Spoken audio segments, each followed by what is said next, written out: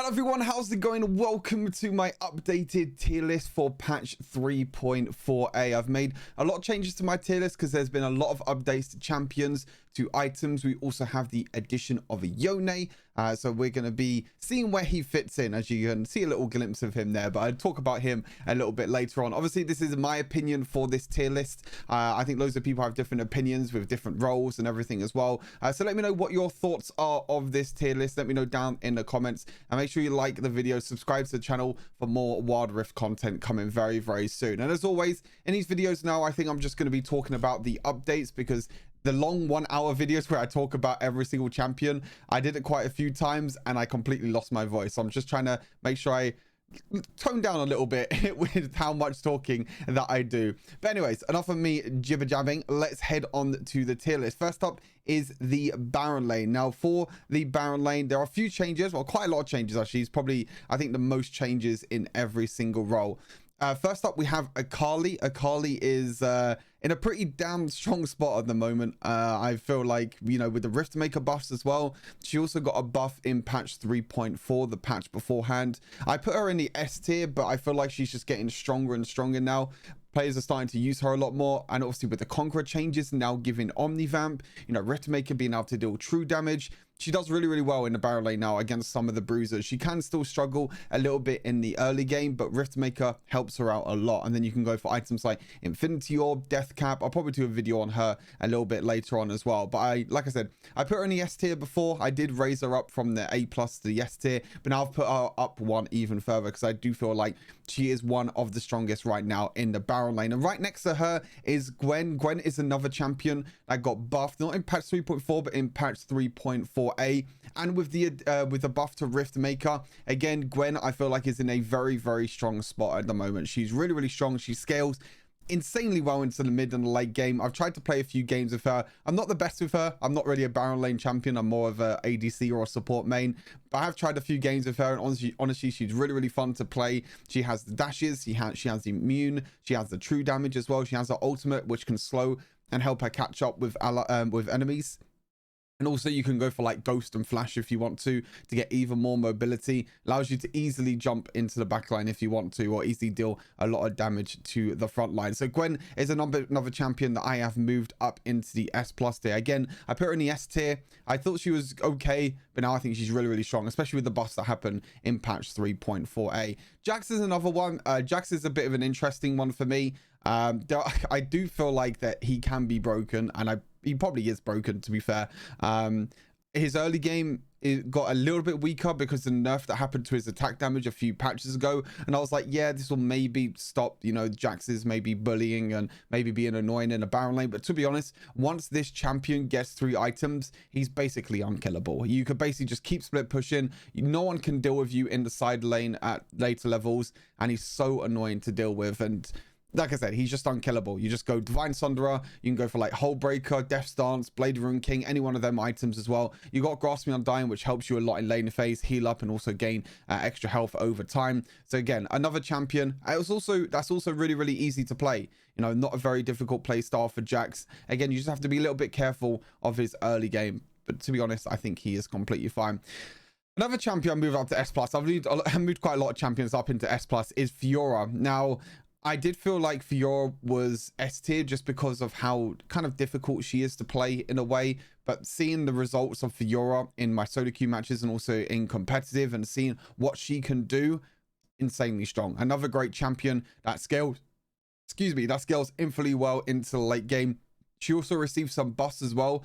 I believe it was just before patch 3.4. It might have been 3.3c that she received a few buffs. I think it was to her health and health per level, making her a little bit stronger during the laning phase.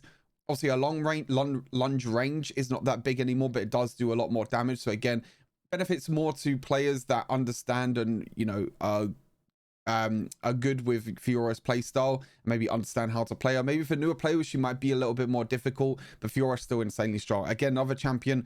Once you get a few items, once you split push, once you get a lot of gold under your belt, then she's going to be really, really strong, not only in team fights, but also in split pushing at the same time. Jace is another one as well. I think Jace is Jace was in a bit of an interesting spot for a while because, well, he's in a bit of a difficult spot, especially because of the nerfs to Hullbreaker. Players were testing out new builds with like a Manamune, Black Cleaver first item, with Serpent's Fang coming into the game. People have been trying that, but I feel like Hullbreaker is still really, really good on Jace as a first item. The builds we've been seeing at the moment is like Hullbreaker first item, and then you can go into tier, that can go into Manamune, and then you can go for either Black Cleaver, Serpent's Fang, Edge of Night, any one of these like semi-tank item like bruiser items for Jace, and he still is really, really strong, especially because of the range form. He has 6 different abilities during the laning phase.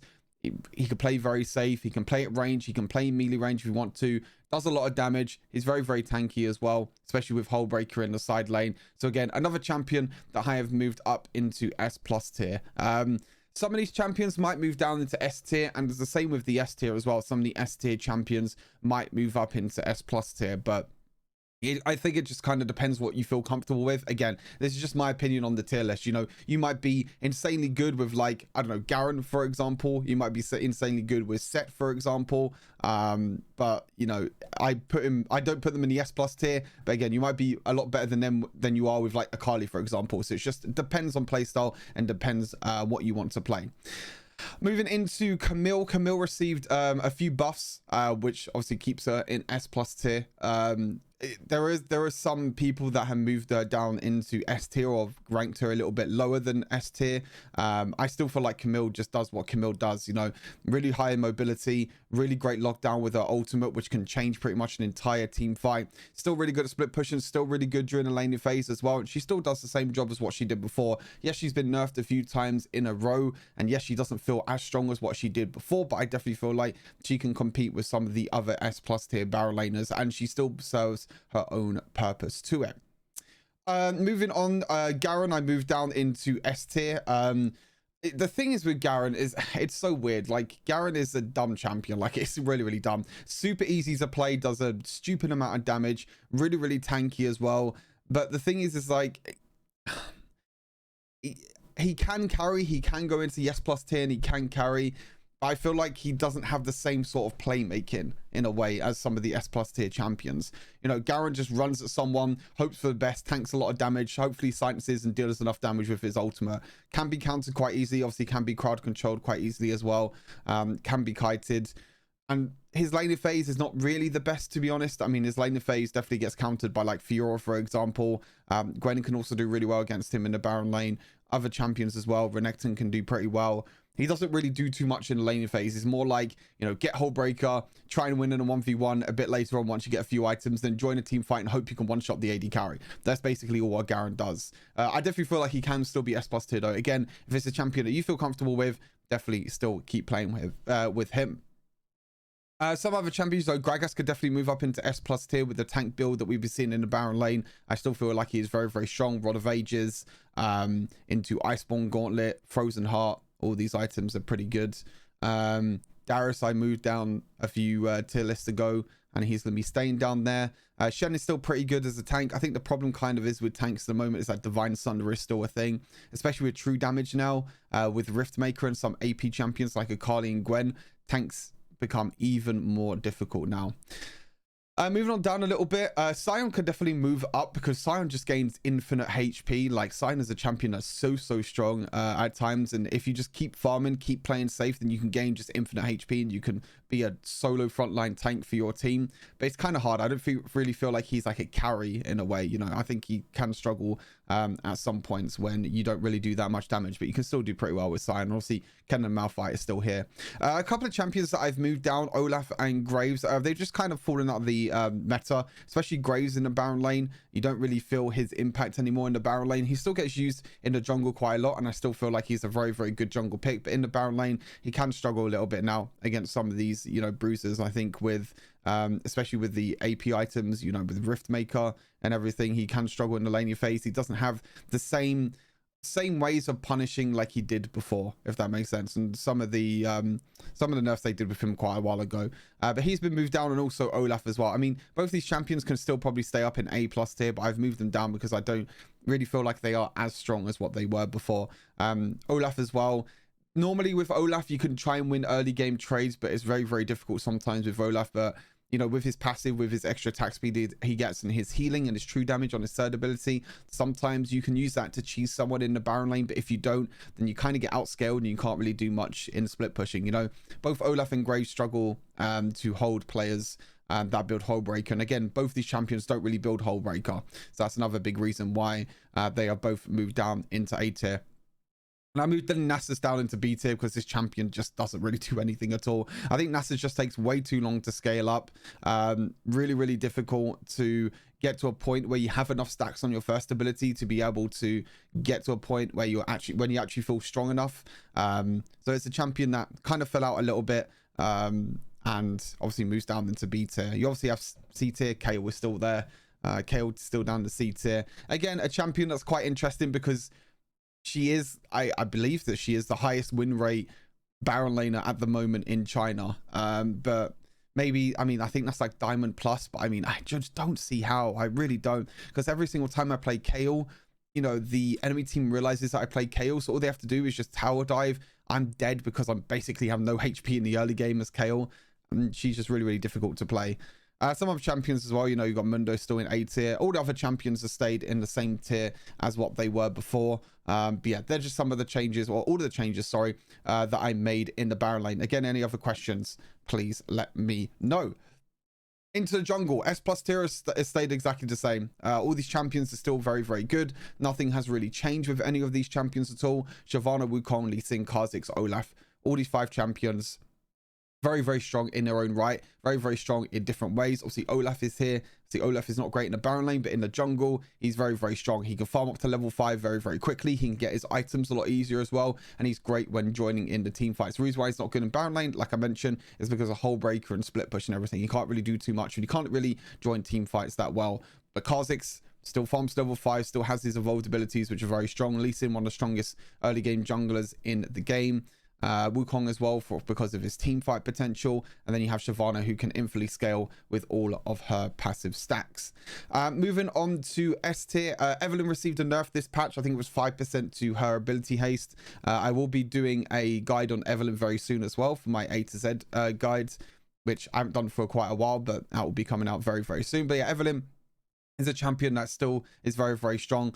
5 AP is quite a lot, you know, once you get up to quite a lot of AP, but to be fair, at that point you don't really realize it. I think you can just get to a point anyway in the mid to late game when you get a few items. You can get to a point where you can sneak up with her invisibility, ulti someone, basically one-shot someone, and they are completely dead. So, you know, Evelynn is still completely fine. Echo as well did receive some nerfs in this patch to Echo jungle. Again though, I feel like it's another champion that still clears jungle quite quickly because of the AoE damage that you get from auto attacks and also from the first ability. I think it was the passive damage and also the first ability that got reduced damage to monsters. But Echo, still a champion that infinitely scales so well into the mid and late game, and in jungle you can farm up so easily and be really strong.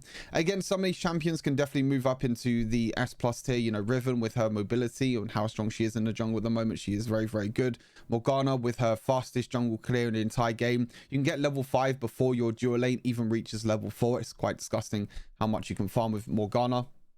You know, Xingqiu, Vi, Irelia, Fiora, Gragas, all these champions that do have the potential to move up into S+ tier if you feel comfortable playing with them. So I feel like they are all very strong.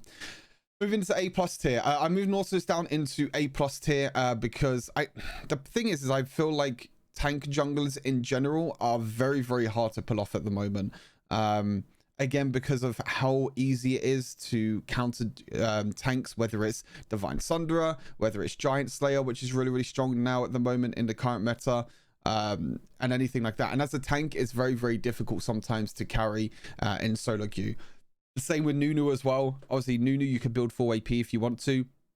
Even Nautilus, you could build a little bit more damage if you want to. But again, both them champions are quite hard to pull off. Nunu stays down in A+ tier. You know, it has potential to move up into S tier. But Nautilus kind of falling out a little bit. It was strong. It had a bit of hype for a little while. That's why it was in the S+ tier, and it was being played quite a lot. But I feel like people have realized now that, you know, Nautilus is just kind of broken in support, and that's about it. You know, you don't really need to play him in the jungle. You can play like a bruiser or a carry champion in the jungle that can make a lot more impact in the game. I moved a few champions down into A tier as well. Rengar, I've moved down into A tier. I just feel like Rengar is kind of struggling at the moment, especially because the build is a little bit weird at the moment with Rengar. You can go for like crit Rengar with like Stormrazor, Navori, IE or something like that, which can do pretty well. Or you can go for like lethality Rengar, but I'm not too sure if that's good either. I don't know. Rengar's in one of them weird positions where, you know, he can be strong if he's fed, but if he's kind of even or behind, then it's kind of, I mean, especially if it's even. I think that's the main thing when it's even. So, you know, Rengar can look to try and isolate one target and basically try and one-shot that one target. But the problem is in Wild Rift is that everything is so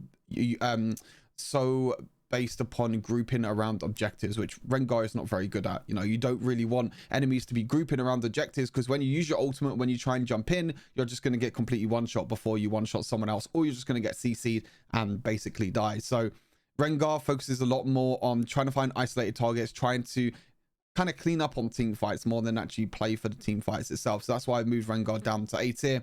And Jax as well, because of the changes that happened to the Baron wave and the bottom wave, the duo wave, getting to lane a lot quicker now, means that Jax struggles even more now when jungle clearing. He doesn't get his passive anymore, doesn't get his passive attack speed stacks for him. You know, he doesn't get that anymore, especially because no one can help him in the jungle now, so his jungle clear is going to be very, very slow. But I do feel like he can still get to a point where you can get 2 or 3 items to be very good, but his jungle clear, especially in the early game, is very, very slow, so it's quite difficult to kind of, you know, clear the jungle and try and contest the early scuttle crabs early on. So that's why I moved Jax down into A tier. And then I moved Master Yi and Amumu back down in the B tier, because I moved Jax and Rengar down to kind of split them up from the rest of the A plus tiers. I feel like Rammus can definitely stay up into A tier, because I've seen Rammuses do very, very well, but Amumu and Master Yi, again, I don't feel like they do too much. So I've just moved them back down into B tier for now, because like I said, I split some of the A tier up and moved some of the champions, A plus tier up, sorry, I moved some of the champions down into A tier. And obviously I removed Dr. Mundo as well. You can't see Dr. Mundo jungle here anymore, just because the champion doesn't work. I don't feel like it's worth having Dr. Mundo in the tier list anymore, because the champion just doesn't work in jungle anymore. You know, ever since the rework, his kit doesn't really evolve around jungle anymore. It's more evolved around Baron lane. So that's why I've removed Dr. Mundo. Right, on to the mid lane. Karma received some nerfs this patch, but I still feel like she is very, very strong. She still does a lot of damage. Her shielding is still very strong. She still has a lot of crowd control. Sorry, her ultimate is great during team fights, and as a champion, she's still very, very strong. Still one of the strongest mid lane champions, and one of the easiest mid lane champions to play as well. So I feel like she definitely stays in the S plus tier. Same with Ahri as well. Ahri also received a nerf, but again, I still feel like she stays in the S plus tier, because it was only really her healing. Her pick potential is still the same. Her mobility is still the same.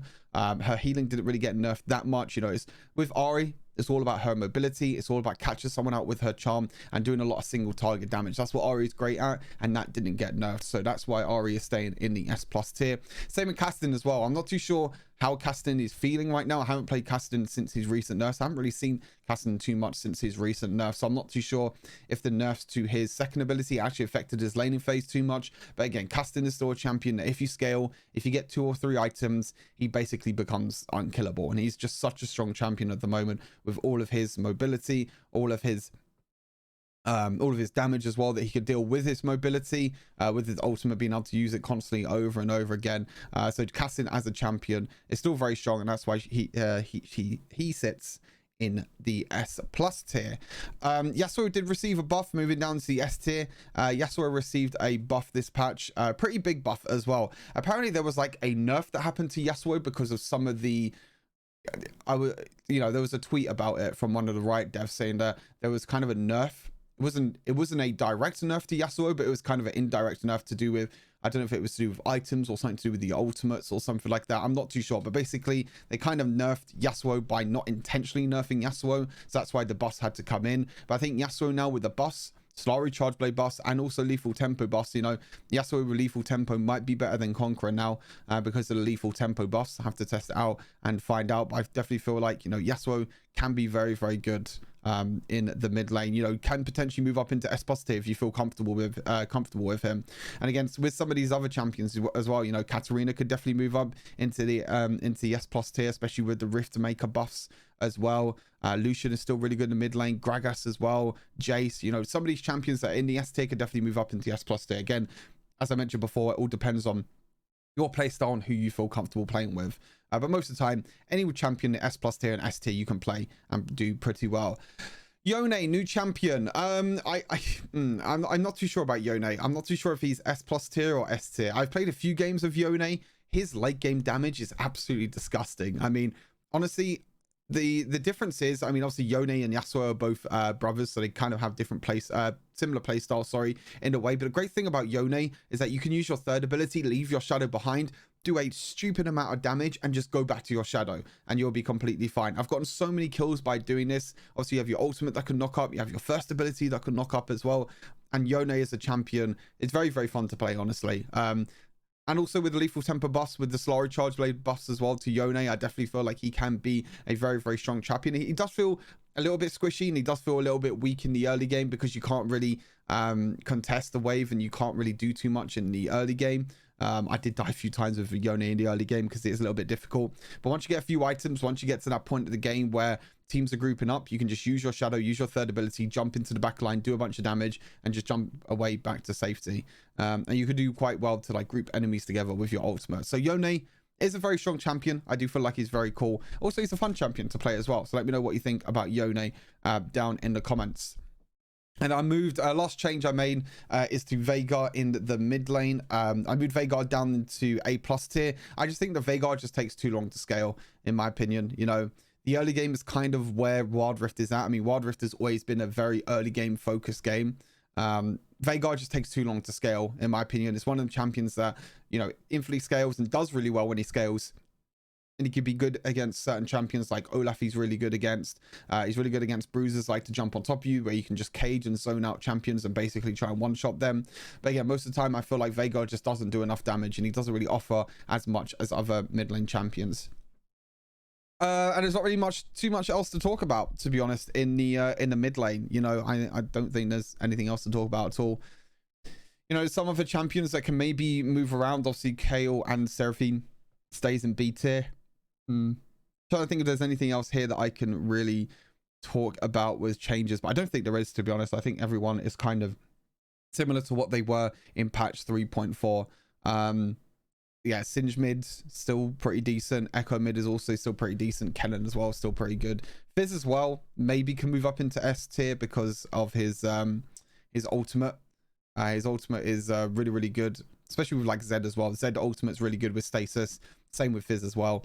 Well, when enemies don't build stasis, and obviously stasis costs like 1,000 gold now, so it's a little bit difficult. But yeah, that's pretty much everything in the mid lane with all the changes. Obviously Akali still stays in the S plus tier as well, very similar to mid Baron lane Akali. She is very, very strong at the moment, so no surprises there. All right, moving into ADC. The only change that I made in ADC this patch is actually to Miss Fortune in, and I've moved her up into the A plus tier. Since having a look at the Chinese API and since releasing that video, I've been playing more and more Miss Fortune, and I'm kind of understanding now why Miss Fortune is the highest win rate in China at Diamond Plus at the moment. I'm starting to figure out, you know, that her early game is so strong, and you just create so much pressure in the early game that you can use the early game pressure, and you can try and get a few kills in the early game and use that to snowball the, you know, first dragon fight, the mid game, and even the late game. I still think she is very, very difficult sometimes because her ultimate, she basically stands still, which makes her vulnerable against any assassins or any bruisers that can jump on top of you. So you have to be very careful when playing Miss Fortune. However, her early game, like I said, very, very strong. You can use your first ability to poke easily in the lane. You do a lot of auto attack damage. You have a lot of poke as well.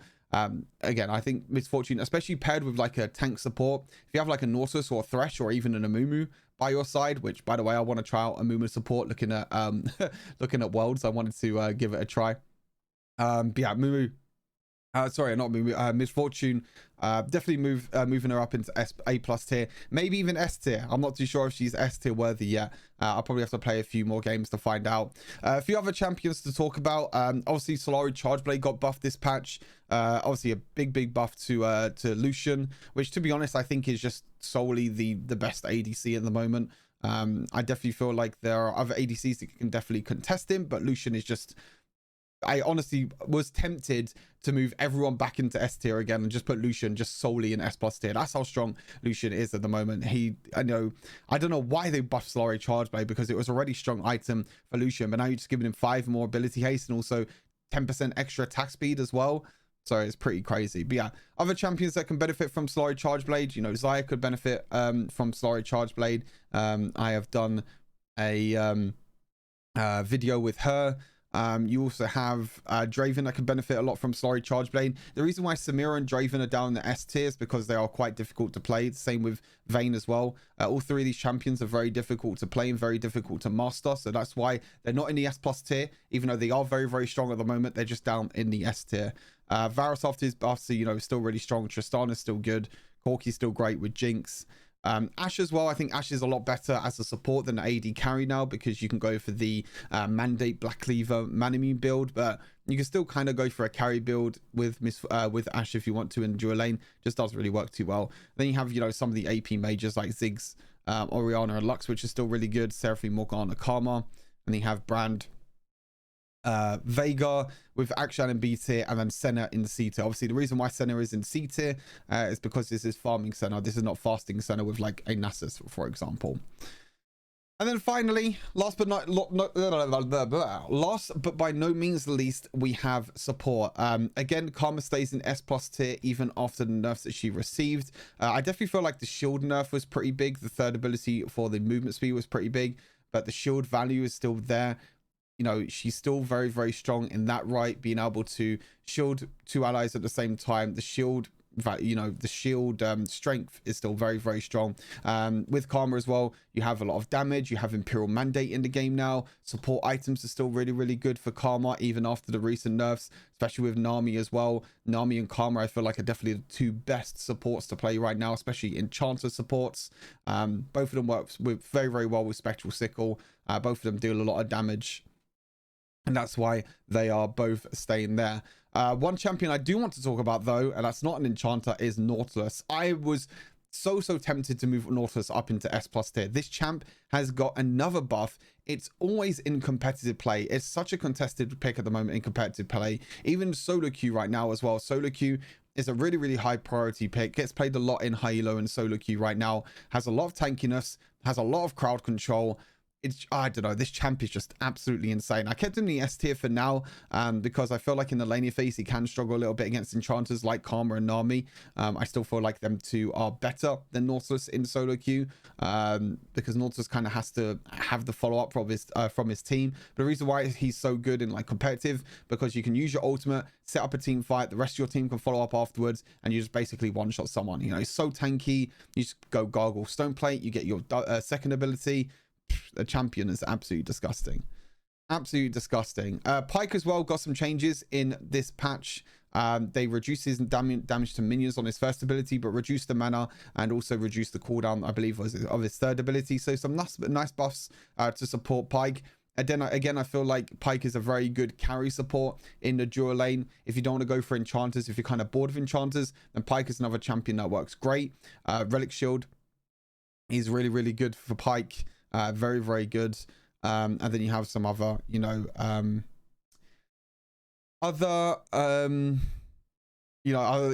support item as well. Like I said, Relic Shield is still really, really good. Sorry, I just had a thought in my head.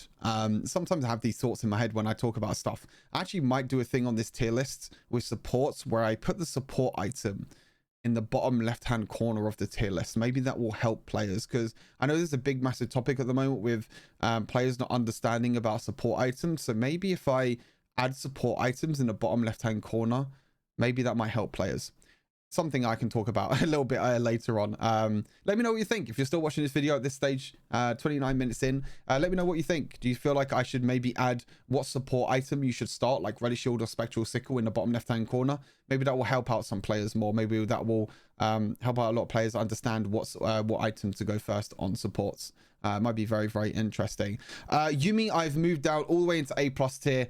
I don't think Yumi's that great anymore. I tried to play Yumi twice. Her healing is nowhere near as good as what it was before. My God. I mean, her first ability feels pretty good, and I tried to max first ability. It does a little bit of damage. Again, the damage ratio is not as much as what it was before, but my God, this champion is not as good as what it was before. She's gone from all the way up into S+ tier. Now, in my opinion, down into A+ tier. I don't think that she's a very, very good support at all anymore. And there's definitely other supports that can do a lot more than her.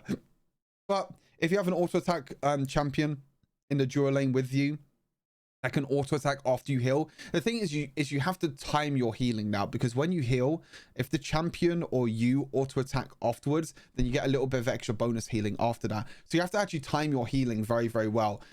And also on top of that, you don't get a lot of base healing anymore. Like, the base healing is basically terrible. So when you're trying to heal your allies out of combat and they're not auto attacking, it's basically nothing. It's really, really bad. So yeah, Yumi not that great anymore, unfortunately. Nasus I've moved up, and Nasus I've moved down, sorry, and Set I've moved up. I've just swapped the position of these two.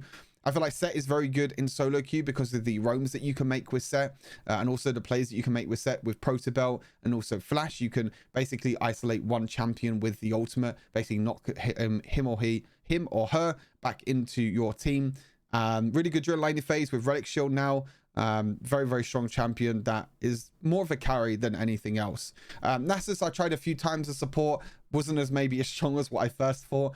I felt like Nasus as support was okay. It could work if you go for your third ability max with you know, Summon Airy, being able to deal a lot of poke damage. Laning phase is quite difficult because you don't have a lot of mana. Once you get Thimble Winter, it can work. But I think Nasus just works a lot better with Senna in the bot lane, because the thing is with Nasus Senna bot lane is that you are the carry. You are the one farming. And then you have a Senna by your side that can be used to basically poke, and you're basically the support Senna.